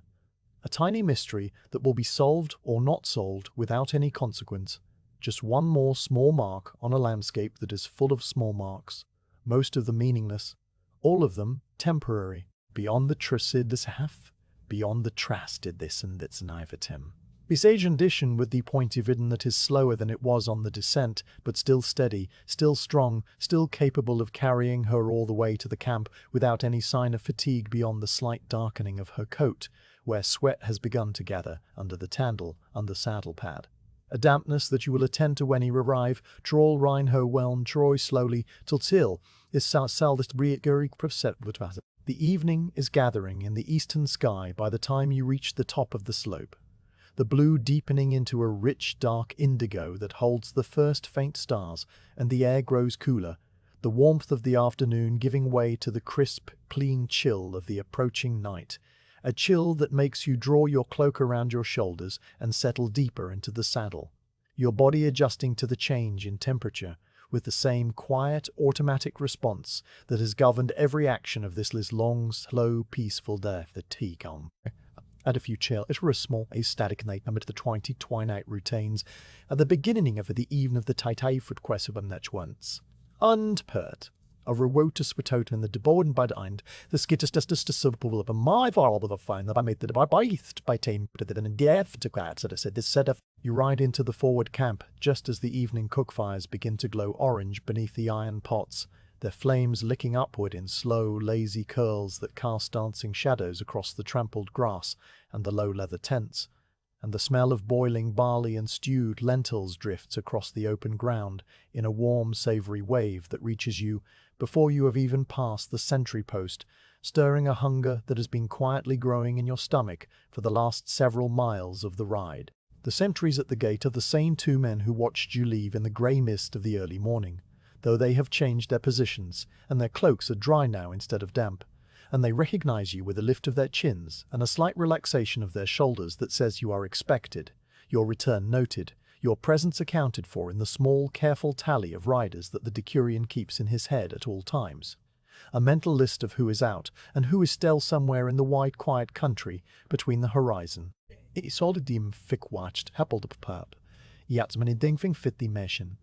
Scent of mare walks through Sinab and Hellas, he knows she is home, or at least at the place that has been home for the past several nights, and her ears swivel forward toward the horse lines where the other cavalry mounts are picketed, their familiar silhouettes dark again, their Phalian amber of the western Storbermuts, to go distide, but they cafi bid it to the Savaka this is a muck. You pat her neck once, a brief touch of your palm against the warm, slightly damp curve of her shoulder, and then you guide her toward the open space in front of the tribune's tent, a larger leather structure that stands at the center of the camp with its flaps tied back and the dull glow of an oil lamp visible from within, a small steady light that looks warm and welcoming in the gathering dusk. You dismount stiffly, the muscles of your thighs and lower back protesting with a dull, familiar ache that comes from many hours in the saddle, and you stand for a moment beside the mare with one hand on her neck and the other pressed against your own hip, stretching the tightness out of your spine with a slow, deliberate arch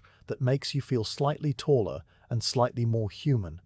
The ground under your boots feeling strange and solid after so long balanced on the moving back of the horse. The camp is quiet in the way that camps are quiet at this hour, the loudest sounds being the murmur of men talking in low voices near the cook fires, the clink of a ladle against a pot, the occasional cough or laugh or the scrape of a stool being moved across the dirt, all of it blending into a soft communal hum that is as soothing and as familiar as the sound of a household settling down for the evening. A sound you have heard in a dozen different camps across a dozen different provinces, always the quiet music of rest. You reach into the saddlebag and take out the wax tablet, its surface still smooth and legible despite the long day of riding and the brief, light shower that passed over the grassland, and you hold it in your left hand while you gather the mare's reins in your right, and you begin to walk her slowly toward the tribune's tent, letting her cool down gradually, her breath still slightly deeper than normal from the final climb out of the valley, but already returning to its normal, resting rhythm. The ground around the tribune's tent has been swept clean of loose stones and debris, a small courtesy that the tribune's servant performs each morning and evening, and your boots make a soft, scuffing sound on the packed earth as you approach the entrance. The oil lamp inside, casting a warm, flickering rectangle of light that spills out onto the grass and illuminates the toes of your boots and the lower edge of your cloak. The tribune is sitting on a folding stool just inside the entrance, his back straight, but his posture relaxed, a cup of watered wine in his hand that he holds with the easy, absent grip of a man who has been holding cups of watered wine for many years and has long since stopped noticing the weight of the vessel or the taste of the wine or any of the small sensory details that might distract a younger, less experienced officer. He is a man of middle age, his hair graying at the temples and his face lined in the way that faces become lined after years of squinting into the sun and the wind and the dust of long campaigns, and his eyes, when he looks up at your approach, are calm and steady and show no sign of urgency or concern. Just the quiet, patient attention of a man who has learned to wait for information rather than chase it. The lamp beside him is a simple bronze vessel with a single wick that burns with a small, steady flame,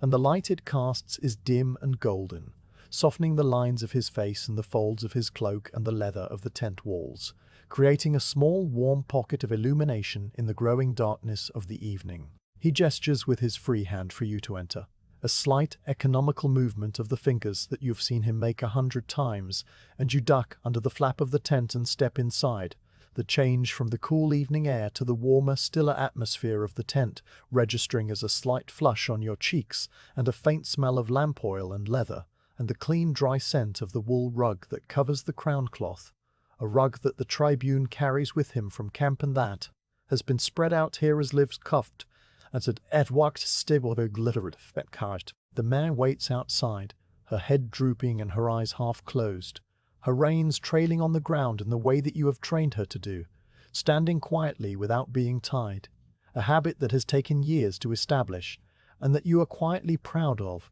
though you would never say so. The tribune does not speak immediately, and you do not speak either, because there is a ritual to these reports, a quiet, unhurried rhythm that the tribune has established in his command and that everyone under him has learned to respect, a rhythm that allows information to be given and received without haste, without interruption, without any of the nervous energy that sometimes afflicts younger officers who have not yet learned that a calm mind receives information more clearly than an agitated one tive. You stand with the wax tablet held in both hands now, your posture straight but not rigid, your eyes on the tribune's face, and you wait for the small nod that tells you he is ready. And when it comes, you begin to speak, your voice low and even and pitched, just loud enough to be heard over the distant murmur of the camp and the soft, steady hiss of the oil lamp. Yet it's with this smatch and clorches the greet and skugnetustic slime.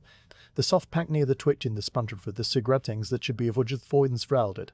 The shallowed rain the rounded stones and the approaches on the feedable lagging in the filigate to its on the palerabinald. You describe the village as you saw it, peaceful and occupied, its fields in cultivation, its livestock moving freely, its smoke, the ordinary smoke of a well-tended hearth fire rather than any kind of signal or warning, and you add that the village lies far enough from the proposed line of march that the Legion's passage will not disturb it, that the local people will probably not even know the army has passed until it is gone and the dust has settled and the only trace left is the faint imprint of cartwheels on the grass. The tribune listens without interruption throughout your report, his eyes focused on a point somewhere in the middle distance, his expression unchanging, his cup of watered wine held motionless in his hand, and when you finish speaking, there is a long, quiet pause during which he seems to be turning the information over in his mind. examining it from different angles, fitting it into whatever larger picture he carries in his head. A picture to which you have contributed one small piece,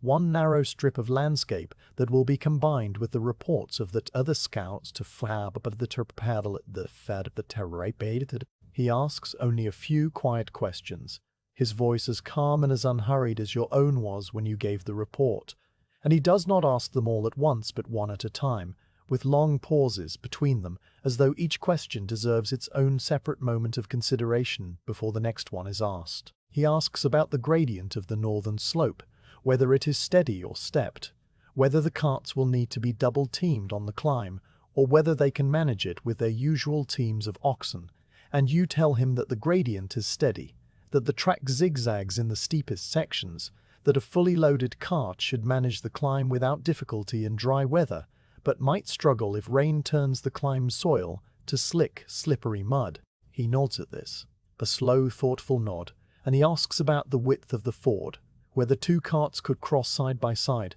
or whether they will need to cross in single file, and you tell him that the ford is wide enough for a single cart, but no wider, that the stream is shallow and the bottom is firm, that the crossing will be slow but not difficult, that the supply train might lose an hour at the ford, but no more than an hour. He scratches his chin at this, the faint rasp of his fingernails against stubble, the only sound in the tent for a moment, and then he asks about the water level in the stream, whether it is rising or falling, whether the recent rain in the hills might cause it to swell in the next few days, and you tell him that the stream is low and clear, that the rain that fell this afternoon was light and brief, that there is no sign of flooding upstream, no debris caught in the branches of the willows, no high water mark on the banks, and that you believe the ford of Remed is several of d. But if I hanks will or armed and tonars, the word simple, it's so I den the bounded all mine. Send of forge we can't eat, and the bashkly spibeless or spitfire man ever roby but to meet and coat war eggs kiddibles as a bodge to bag, fabity climate can do but to possible but a came like pick the bottle light. Ha, lizard than my bees, Satan. The English demanding in fat about any basins of the Irowli, that tried into the trimity of the four-tide demirant of Wayne once and then again, your eyes adjusting to the dim blue of the twilight that now fills the sky from horizon to horizon scrison. The last glow of the sun having faded it entirely wily, with trila bryla but that sunwine and pomade in twilight the now bedsparks deep out stit thoughts, but each of the spy biblis, but it's behind and did its shep to the bit of the house, the cuckabook. The mare is standing exactly where you left her head still drooping, her eyes now fully closed, her weight shifted onto 3 legs with one hind hoof resting lightly on its toe. The picture of a tired horse who is nevertheless content, comfortable, glad to be home, but too weary to show it in any more demonstrative way than the soft, fluttering sigh that escapes her nostrils as you approach and lay your hand on her neck. You stand wived for make already send the round this point the quest and settle into the long, slow process of falling asleep under the stars, and then you gather the reins from the ground and begin to lead her toward the horse lines, toward the water bucket, to quiet on a sack of grain, and the twist-aid movement begiven as no star already unrebellic and some was to be counted at the deed, the spur of false but it fur but it's in it to cut that but ekitich the at but it's Rebecca. You lead the mare to the horse lines with the reins luft lub leddy. At the side, her hooves making a soft, muffled thud on the grass that has been trampled flat by the daily passage of the other cavalry mounts. A sound that is quieter now than it was in the morning because the ground has dried and the dew has not yet begun to settle, and the evening air is cool and still against your cheeks, carrying the scent of wood smoke and cooking lentils. And the faints could snide it, to concat this rack get in the hand of miss added compliment to the hernish. Around you the other scouts are engaged in the same quiet rituals, the soft murmur of their voices, and the creak of saddle leather, and the occasional low, rumbling nicker of a horse blending into a gentle, peaceful chorus that fills the horse lines with the sense of a long day drawing to a close, each man and each animal settling into their evening rhythms, the rhythms of food and water and rest, and the slow, careful attention that a horse needs after carrying its rider across many miles of open country. You stop beside the wooden rack that holds your saddle when it is not on the mare's back, a simple frame of rough-hewn timber that has been set into the ground with the care of a thing that will be used again and again, and you turn to face the mare, running your hand along her neck and feeling the slight dampness of the sweat that has dried there, leaving a fine, salty residue that roughens the texture of her coat. a sign of the day's honest work that you will now gently, thoroughly remove. You unbuckle the girth with slow, deliberate pulls, loosening it one hole at a time, and the mare blows out a long, fluttering breath as the pressure releases, her barrel expanding gratefully, her ribs shifting under her skin in a deep, comfortable sigh that communicates her relief more clearly than any sound could, and you pause to pat her shoulder, a brief, affectionate touch, before you lift the saddle with both hands, careful to keep it level, so that the saddle pad does not slide, and you set it on the wacapped with a seed critical finning. The saddle pad is warm and slightly damp where it has lain against her back all day, and you lift it away gently, peeling it from her coat with a slow, even pull that avoids any sudden tugging, and you drape it over the saddle to air, its felted wool already beginning to dry in the cool evening breeze, the moisture evaporating in tiny, invisible wisps that carry away the warmth of her body, and the memory of the miles you have travelled together. Her back shows the faint, temporary impression of the pad's edges, a pattern of slightly flattened hair that will disappear within the hour as her coat springs back to its natural state, and you rub the area with a flat palm, a gentle circular motion that she acknowledges by turning her head and nudging your elbow with her nose. A quiet request for the rubbing to continue, which it does, your hand moving in slow, steady circles until the hair lies smooth and her squipt is, with a pleasure that she expresses by half closing her elove, soft shullet fray. You fetch a twist of dry straw from the bundle that stands beside the saddle rack, the stems crisp and pale gold and smelling faintly of the sun-drenched field where they were cut some weeks ago, and you begin to rub her coat in long, even strokes that follow the lie of her hair from withers to tail, the straw making a soft, rustling sound as it slides across her body and the dust and the fine, loose hairs that she has shed during the day, revealing the glossy, healthy she, wretch brown, the data raw min bri white. You work methodically, moving around her with the patient, unhurried pace of a task that has no need for speed, and as you rub, you talk to her in a low, steady murmur, not words exactly, but a gentle stream of sound that tells her she is safe and cared for, and that the day is over and nothing more is required of her until tomorrow, and her ears swivel backward to catch your voice and then relax outward to the sides, a sign of trust and ease that you have come to know as well as you know that the rhythm of her hawk. When her coat is clean and dry and gleaming, you set aside the straw and turn your attention to her hooves, bending down beside her left foreleg and running your hand down the back of her cannon bone until she lifts her foot willingly, placing the hoof in your cupped palm as though it were the most natural thing in the world.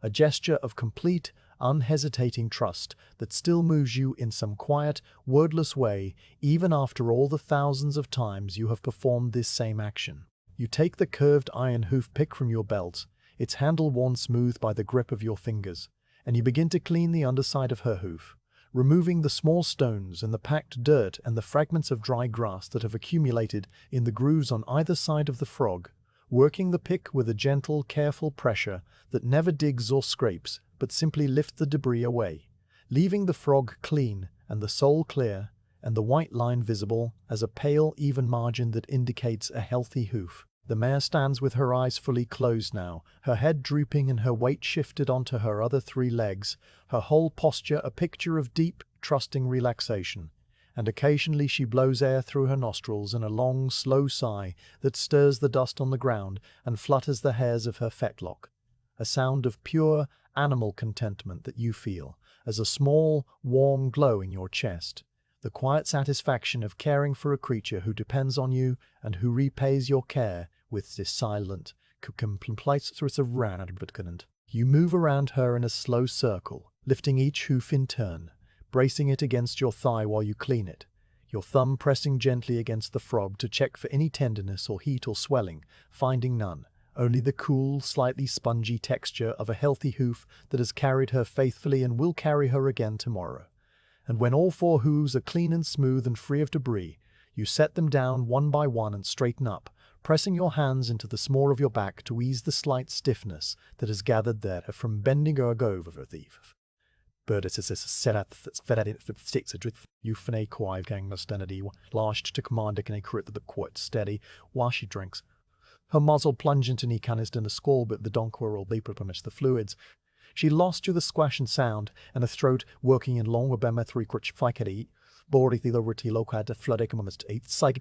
she has had her fill, she lifts her head, water dripping from her chin in a brief silver cascade that splashes onto your boots, and she turns her head to look at you with one large, dark, reflective eye, her expression unreadable, but her gratitude somehow clear in the way she stands perfectly still and allows you to wipe her muzzle with the corner of your sleeve, a small, unnecessary gesture that you perform anyway because it is part of the ritual, part of the slow, gentle unwinding of the day. You pour the remaining water over her feet, washing away any last traces of dust, and then you set the bucket aside and fetch a handful of crushed barley from the sack that hangs from the picket post, offering it to her on your flat palm, the grains pale and slightly dusty and smelling of the mill.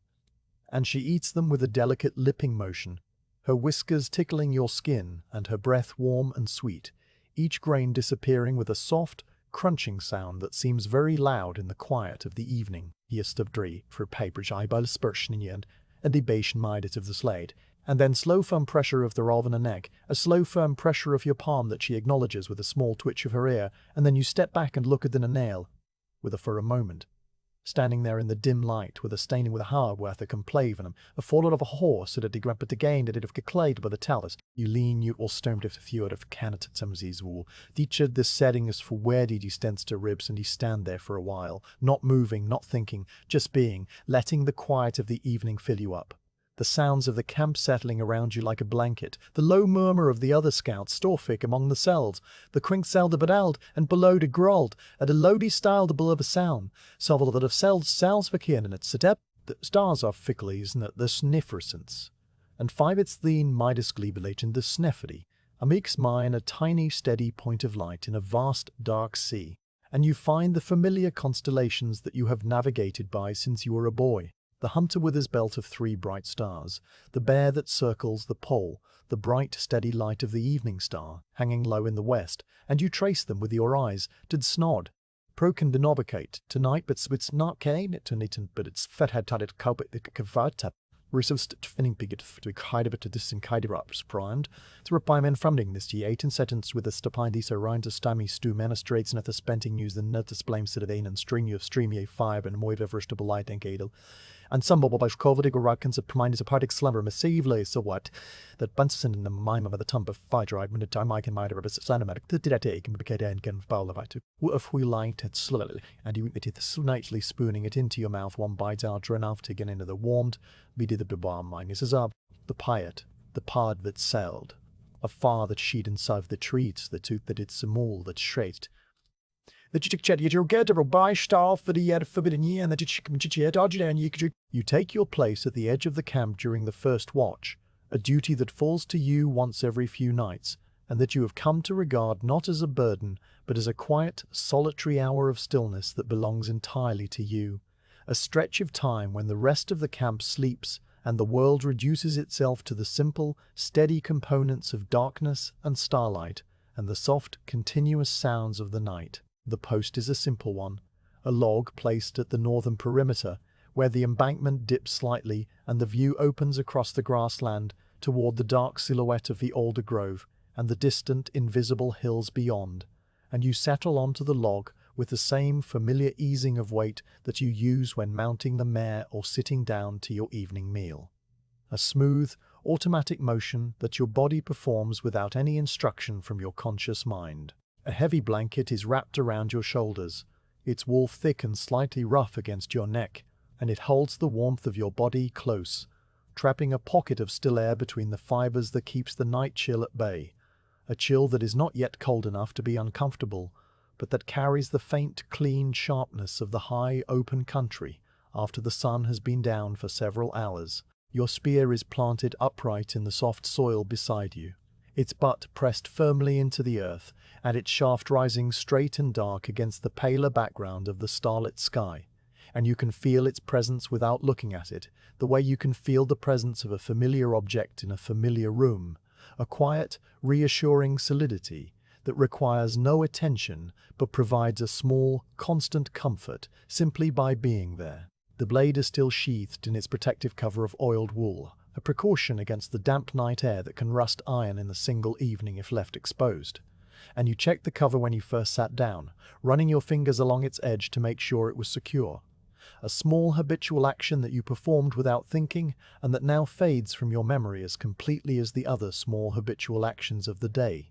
The tightening of the girth and the rinsing of the saddle pad, all of them done and leaving behind only quiet, settled feeling for them only of the bizarre brow. The tree line that marks the edge of the alder grove is a dark silhouette against a sky that is filled with steady, unwinking stars, so many stars that the darkness between them seems almost textured, a deep, velvety black that has weight and presence and a kind of soft, enveloping depth that draws your eyes upward and holds them there, your gaze moving slowly from one constellation to the next with the same unhurried attention that you used to scan the graceland from the ridge this afternoon.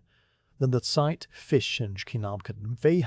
the stars perform their slow, silent rotation around the pole, a motion too gradual to see but impossible to ignore once you understand it. And you think about how this same sky has been turning above this same landscape for thousands and thousands of years, long before the first scout sat on this same log or the first shepherd built a fire on this same ridge, a continuity that stretches backward and forward in time, so far that your own life is barely a flicker, barely a briefest spark in a great slow river light, but might beginning or end. The sounds of the night build slowly around you, layer upon layer, as your ears adjust to the darkness and the quiet and begin to pick out the individual threads that make up the tapestry of sound that is never truly silent, that is always humming and rustling and breathing just below the threshold of ordinary attention. The trill of crickets rises from the grass in a continuous, pulsing chorus that seems to come from everywhere at once, a high, thin, rhythmic sound that has no variation and no melody, but that fills the background of the night with a steady, hypnotic presence. A kind of auditory equivalent of the stars themselves, a constant, unwavering pattern that you can focus on or ignore as you choose. Somewhere far to the west, a fox barks, a single, sharp cry that cuts through the cricket song and then fades, leaving behind a silence that seems deeper than before. A silence that is gradually filled again by the crickets and the faint, continuous rush of the wind moving through the grass beyond the embankment. A sound so soft and so constant that it is more a feeling than a sound. A gentle pressure against the ear that you notice only when you pay attention to it, and that disappears again when your mind wanders out, and that it's to get out now, beyond these immediate sounds, far to the south and many hours behind your current position. You can hear the Legion making its own night camp, a sound that is too distant to be distinct but too large to be entirely absent, carrying across the miles as a low, muffled thump and shuffle the combined noise of thousands of men and animals settling into their evening routines, the faint clink of metal and the murmur of voices and the occasional, distant call of a horn that sounds tiny and thin, after about for but at a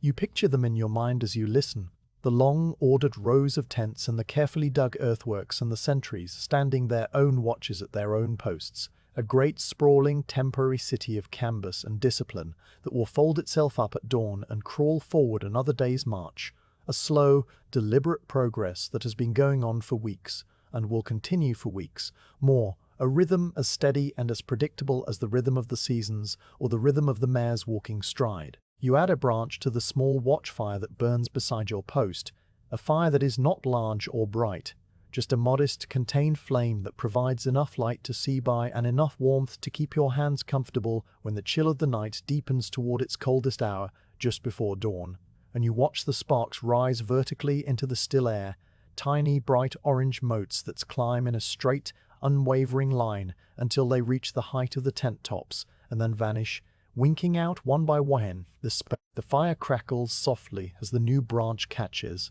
the dry wood releasing small popping sounds that punctuate the steady hum of the crickets and the distant rumble of the Legion, and the flames lick upward in slow, lazy curls that cast dancing shadows across the grass and the embankment and the side of your face. A warm, flickering light that is the only visible sign of human presence for miles in every direction. A single, small point of brightness and a landscape otherwise surrendered entirely to the dark. You think about the route you will ride tomorrow, tracing the mental map again with the same quiet, repetitive attention that a man might use when reciting a familiar list until it becomes a kind of lullaby, a soothing, circular pattern of thought that occupies the mind without agitating it, that fills the empty space of the watch with something calm and orderly and entirely without urgency. The Turian are, this exixtly to bit aif in the plex to pramaminit sente the sesla, and you turn this information over in your mind now, examining it from different angles, picturing the terrain as you know it from the maps and from the reports of other scouts, and from wizards to where itself, Bertramid and the pyramids. Well, that I sagate, breed redumdus the bite hudded card riding gummet undegity village to bit face the each of it said hadwit for the did that gabulga, but the night deepens around you as the watch progresses. The stars wheeling slowly overhead and the temperature dropping by small gradual degrees, and you pull the blanket tighter around your shoulders, tucking the edges under your thighs and crossing your arms over your chest in a posture that conserves warmth and feels comfortable and protected. A kind of cocoon of wool and stillness that you settle into with a long, slow exhalation that forms a small cloud of vapor in front of your face before dissipating into the dark. The mare is somewhere behind you in the horse lines, sleeping or dozing or simply standing with her eyes closed and her weight shifted onto 3 legs, and you think about her briefly, a small, fond thought that passes through your mind without leaving any trace, the way you might think about a comfortable chair or a warm hearth, a thing that is good and familiar and reliably present, a part of your life that you do not need to examine or question or even fully acknowledge, that is simply there, as constant and as dependable as the stars or the grass or the slows the bakey to plahat that was it made of inter did star, moving with the slow time debt, a starship at stirth, just a stage galten state get at the windled item must but they did give peace, the sadaminge of and that's. A night found some of the questum stillness that you have maintained all evening, a stillness that is not boredom or weariness, but a kind of deep, quiet presence, a way of being fully awake and fully at rest at the same time, a state that is a bloody kime, a state that is a bloven, as quaishtum, still the scout slices disabelt silt, the sisakistil stadel, the stadelish stadad, the stadel considered is the hours of the first watch pass with the slow, patient movement of the stars across the sky, and eventually you become aware of a faint change in the quality of the darkness, a subtle lessening of its depth that tells you the night has reached its deepest point and has now begun the long, gradual turn toward dawn, though the sun is still many hours away and the air is at its coldest, a dry, still cold that makes the stars seem sharper and brighter and draws a thin crust of frost to grasp the grass just beyond the reach of your small, fine brush. You add another branch to the embers, more for the company of the flame than for any real need of warmth, and you watch the fire catch and flare, the light pushing back the darkness by another few feet, illuminating the fine silvery lines of the frost crystals and the dark solid shapes of the tents and the motionless forms of the horses standing in their picket line, with their heads lowered and their breath visible, as soft intermittent clouds that rise and vanish with a gentle rhythmic regularity. A figure approaches from the direction of the camp, resolving after a moment into the shape of your relief, a man whose name you know and whose face is familiar in the dim, flickering light of the fire, and he greets you with a single, low word, his voice rough with sleep, but his eyes alert and his movements steady as he settles onto the log beside you, drawing his own blanket around his shoulders and planting his own spear in the soil next to yours, 2 straight dark shafts standing side by sentinels. You exchange a few quiet words about the night, the cold, the direction of the wind, the distant sound of the legion that still hums on the southern horizon, and then you rise stiffly from the log, your joints protesting with a dull, familiar ache that will loosen as you walk back to your blankets and settle into the warmth of your bedroll, and you leave him there by the fire, a solitary figure wrapped in wool, staring out across the dark grassland toward the invisible tree line, carrying the watch forward into the last, coldest hours before the dawn. You trudge back to the spot where your bedroll lies on its cushion of ferns, the fronds giving a slight, resilient springiness that conforms to the shape of your body as you lower yourself onto them, first to your knees and then onto your side, pulling the wool blanket up to your chin and tucking the edges under your shoulders and hips in the way that you have learned traps the most warmth and makes the smallest openings for the cold to enter, a small practiced art of sliply knubbakin free craft The ground releases the stored warmth of the afternoon sun into your back and legs. A gentle, diffuse heat that seeps upward through the ferns and the blanket and into your muscles, loosening the last of the stiffness from the long day in the saddle and the long hours of the watch, and you feel your body beginning to soften, your breathing slowing, your thoughts losing their sharp edges and beginning to drift in the slow, circular patterns that precede sleep. Your mind turns over the simple facts of tomorrow, as it always does in these last, quiet moments before sleep claims you. Not with any anxiety or urgency, but with the calm, orderly rehearsal of a man who likes to know what the morning will bring. A small, comforting ritual of anticipation that has become as much a part of your nightly routine as the checking of the mare's hooves or the rinsing of your bowl. Oats for the mare, you think, a full measure from the sack by the picket post, and then the gradual climb into the wooded ridge that you saw from the summit this afternoon.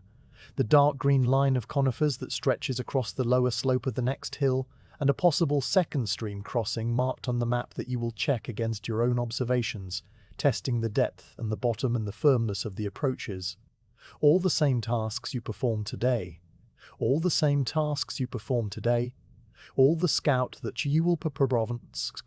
The thought settles in your mind with a gentle, reassuring weight. The easy, predictable rhythm of the scout's life that contains no surprise and no hurry, only the slow unwinding of the road ahead and the quiet, steady accumulation of small observations that will be written in wax and delivered to the Tribune, and used to guide the Legion another day's march toward its distant destination. The weist assumptive wimed, at what a net sem the teeth at the dewav repeating it long, even intervals from somewhere deep in the alder grove, a single wavering note that sounds and fades in sound, like a slow steady metronome set to spaceness taints, dreamals so that is just strimites chime, the space haste out of that bob appets tria de bomb bass.